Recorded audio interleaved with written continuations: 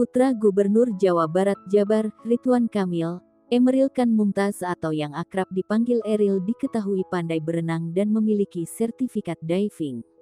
Adik dari Ridwan Kamil selaku juru bicara keluarga, Elpinaz Muzaman, pada konferensi pers, Sabtu, tanggal 28 Mei tahun 2022, menyatakan bahkan Eril juga memastikan ibunya, Atalia, tidak ikut turun untuk berenang di Sungai Are, Bern, Swiss yang memiliki arus deras. Rasa khawatir keluarga besar, karena Eril merupakan ponakan yang teladan dan penuh tanggung jawab, ramah, dan aktif dalam kegiatan sosial. Air Sungai Are yang jernih membuat siapa saja tertarik untuk berenang. Namun LP mengatakan kalau Eril melakukan beberapa pertimbangan.